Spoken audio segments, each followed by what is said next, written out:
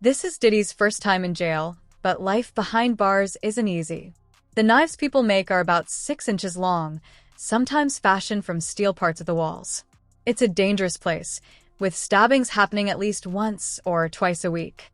Back in October, one inmate was charged in a murder-for-hire plot that led to the death of a 28-year-old woman outside a New York City nightclub. Prosecutors say the inmate used a contraband cell phone to arrange the crime from prison. Just recently, there was a large-scale operation to clean up the notorious New York City federal jail. Investigators found illegal drugs, homemade weapons, and electronic devices. But the raid wasn't linked to Diddy. It was part of an effort to improve safety and security for everyone inside. Despite these efforts, prison is still a chaotic and violent place. One woman who lost her husband to prison violence gave Diddy some advice. Ashley Cordo, speaking to Us Weekly, warned him not to keep to himself and not to trust anyone. She described the prison as filthy, with rats everywhere, and said no human being should have to live like that. Cordo also suggested that Diddy should try to transfer to a safer facility, as she believes the prison he's in is unsafe. Her husband passed away there, and she's not the only one to raise concerns about the conditions. Diddy's lawyers have requested to move him to a different prison, citing the unsafe conditions at the current facility, but so far, those requests have been denied. In fact, the Bureau of Prisons rejected the transfer, even though many inmates have complained about the conditions at this jail. It's not surprising Diddy is worried. He's in the same prison that once held high-profile inmates like R. Kelly, Ghislaine Maxwell, and Jeffrey Epstein. Experts have pointed out similarities between Diddy's case and Epstein's, which only adds to the tension and uncertainty around his situation. Prosecutors in both of these cases have said that the defendants were obsessed and that they used their wealth and their power, resources, network to satisfy these desires, and more specifically for Combs. An anonymous Homeland Security agent who took part in the raids on Diddy's mansions even suggested that Diddy could be as dangerous as Jeffrey Epstein. That's where things get even more worrying for Diddy. Remember, Epstein was found dead in his jail cell on August 10, 2019. Officially, it was ruled a suicide, but over the years, fans have uncovered clues that make people question that story. And it's not just speculation. Epstein had ties to many powerful people, and if he had exposed them, it would have caused serious trouble. So, there were plenty of people who might have wanted him silenced. And now, it looks like the same could be true for Diddy. Even Freddie P., a former associate, seems to admit something darker might be going on. It all started with whispers, rumors that eventually turned into full-blown allegations. The public was shocked to hear that Diddy, a name known for power, success, and the glamour of the entertainment world, was now at the center of a wild controversy. The claims? Poisoning conspiracies, FBI investigations, and even a meltdown at the prison where he's being held. Things that have left people wondering, what in the world is happening? In an interview with The Art of Dialogue, Freddie P. opened up about how much power Diddy really held in the industry, adding even more fuel to the fire. So, people trying to make it, Diddy's the big dog. Their fans know what they doing, they grabbing the big dog. When you sit at the table, and you got this white person, this white person, this white person, this white person, it's gonna be 2 rich white people, and it's gonna be Diddy as their right-hand man, and they probably got another right-hand man over there. That's how I feel the table go. Fans now believe that Freddie was trying to hint at something bigger going on. When a powerful figure like Diddy ends up behind bars, he becomes an easy target for those who want to bring him down. One fan even commented, "Damn, Freddie said something that went over your heads." Puffy was the bridge between hip-hop and Hollywood.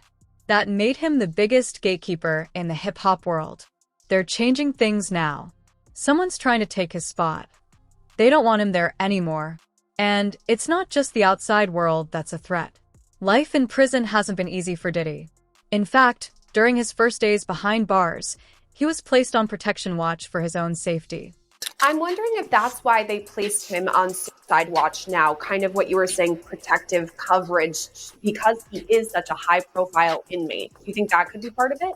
Oh, absolutely. I mean, going from a life where you live in a mansion to going to sit in a jail facility is not something easy to deal with. According to Diddy's attorney, Mark Agnifilo, placing Diddy on protection watch was just standard procedure for any high-profile inmate. Back then, Diddy was reportedly strong, healthy, confident, and focused on his defense. But let's face it, prison life is tough, and Diddy's not exactly adjusting to it, which is why he keeps pushing for bail. He proposed a new $50 million bail package, which included 24/7 security monitoring, house arrest, and strict limits on his contact with anyone except his legal team. He also agreed to give up his passports, both his own and his family's, and promised not to have access to the internet or a phone.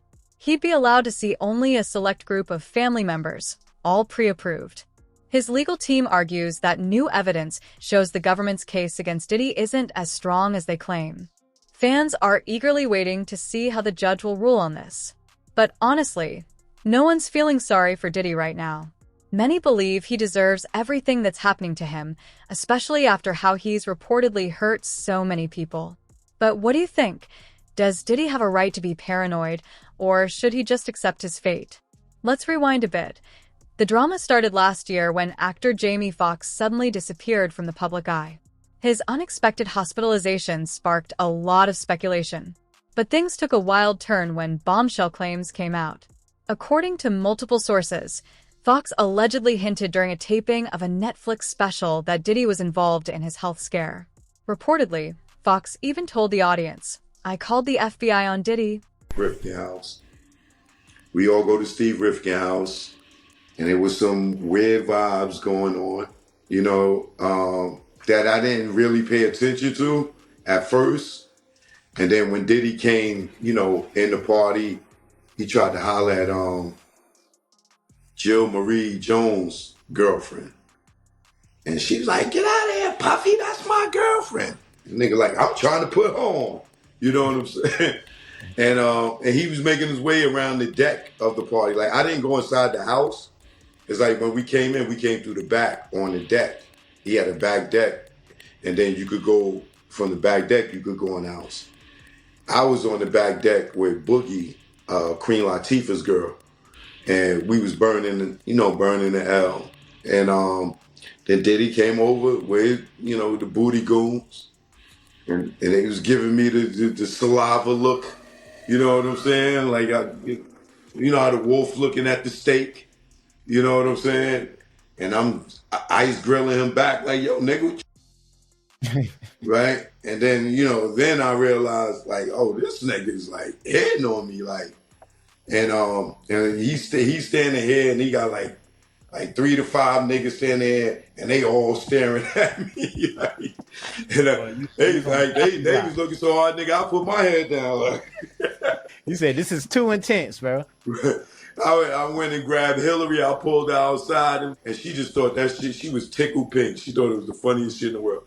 Like, "Yo, go get Kim. We out of here." I ain't even go back in. And she went and got Kim. We bounced and we left. So he must have did that to a lot of dudes, man, and just assumed that all dudes just go for that, man, just in order to just go out and try people like that. I would think it was my environment.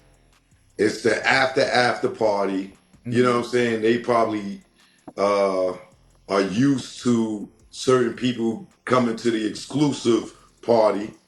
You know what I'm saying? I didn't know where we was going. I just knew that he invited us over there, or invited Kim over there, not me, because I was with Kim. You know what I'm saying? And, we just went thinking it's another party. But I never went in the house, so I don't know what took place in the house. I'm not saying it was a freak off or not, you know what I'm saying? Because it was Steve Rifkin's house. It wasn't Diddy's house. Now, take a moment to think about that. This wasn't just some casual remark.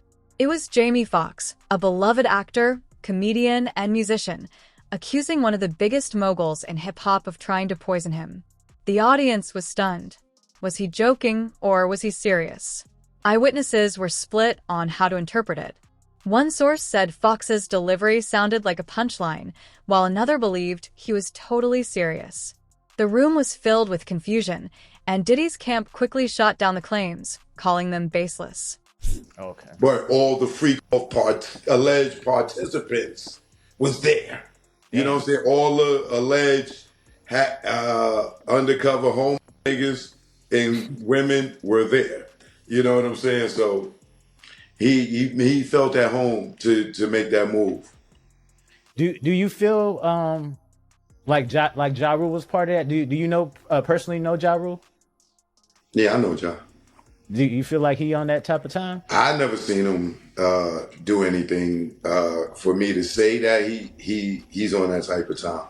Okay, gotcha. Yeah, Ja Rule seemed cool, man. I had him on the show and all that, man. But when that news came out, I'm like, damn, bro. I hope the homie ain't switch sides on us or nothing. Well, what news? What's that? What news are you referring to?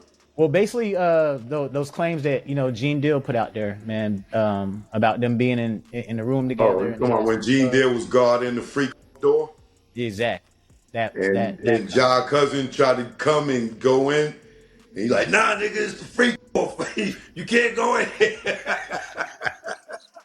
You heard him say, "There's some real freaky shit going on there." But just because Ja, Diddy, because I think they said Ja, Diddy, and two chicks was in the room. You know what I'm saying? So that they could have just been, I don't know what they could have been doing, but he didn't insinuate that Diddy and Ja was doing anything. He kind of made it seem like they was in there popping off with some chick. Okay. So I'm not going to try to throw Ja in that mix. Now, if it was all niggas in there, then you know what I'm saying. For me, I'm gonna give Ja the benefit of the doubt because he said it was. They asked him. I think he named who was in there, but I just can't remember. But I know it was like two women. It wasn't a bunch of dudes. Like the part that's a lot of people are leaving out, that it was two women in there. It wasn't just them two in there. Yeah. Doing strange things. You mentioned in one of your interviews that you feel like your career was kind of hindered because you didn't give in to zesty activities. That's a fact. Were you being pressured by like higher ups to kind of, do weird things, or why do you feel that way? But the rumors didn't stop there. As Diddy's legal troubles grew, so did the scrutiny on his past actions and associations. One security guard, known as Big Homie CC, made some serious claims. He said that Jamie Foxx confided in him, claiming Diddy had poisoned him. CC stood by his story, even in interviews, insisting that Fox's FBI report wasn't just gossip, it was real. According to him, the authorities were going all out, raiding Diddy's properties like a treasure hunt. They were armed to the teeth, snatching up anything they could, papers, phones, laptops, anything that could cause trouble. And with Cassie's accusations of being pressured into making videos, who knows what else they might uncover. This whole situation is part of a much larger investigation led by the U.S. Attorney for the Southern District of New York, with Homeland Security involved. Even though Diddy himself wasn't around, his sons, Justin and Christian, got caught up in the chaos. They were handcuffed and held outside the properties during the raids. Then there's the wild lawsuit drama involving producer Rodney Lil Rod Jones. Jones, who worked on Diddy's latest album, dropped a bombshell, filing a 75-page lawsuit with some shocking claims. He accused Diddy of inappropriate behavior, pressuring him into dealing with adult entertainers and being involved with illicit substances. It's a crazy situation. Diddy's camp has denied everything, calling Jones a liar looking for a payday. His lawyer, Tyrone Blackburn, fired back, claiming Jones's allegations were pure fiction and that they have proof to shut them down. Diddy's team even said that Blackburn has ignored their attempts to share their evidence. But things got even messier. Jones's lawyer sent a letter to the judge, claiming Diddy's team tried to smear Jones in the media and harassed his family. Apparently, Diddy even tried to convince Jones to dump his current legal team and hire one that was under Diddy's control. And then, just hours before Diddy's house was raided, I'll be sure, Quincy's dad and Kim Porter's ex posted some cryptic messages on Instagram, hinting at karma and payback. Albie's been through a lot himself and seemed to believe that the universe always finds a way to balance things out. Meanwhile, Diddy wasn't even home when the feds raided his properties. He was actually flying out to Miami. But soon after, things took a dramatic turn. What was supposed to be a simple legal proceeding for Diddy turned into complete chaos. Sources close to the situation said that Diddy had a meltdown behind bars, claiming he feared for his life and that someone was trying to poison him. It was a strange twist. The accuser had now become the one being accused. So you said that Denzel Washington wasn't down with the program, the Diddy program. Well, no. My friend had to do a number 2, and she was on stage, and he wouldn't let her be relieved, and so she ended up doing it on stage in front of everybody, and it was a wet one, and it went everywhere. It was so nasty, and Denzel was disgusted. He grabbed his wife and was like, "You don't respect nobody," and ran up out of there. Did you see people react like that a lot, or were most people going with the flow? It was so much going on. The people that noticed reacted, but it was just so much going on. If you weren't right there in that vicinity, you didn't even know. It was too much going on. But yeah, everybody, and everybody was just walking around zombied out. Like after a certain time, when you would make the announcement, if you don't want, the regular party's over, if you don't want to participate in what goes on after.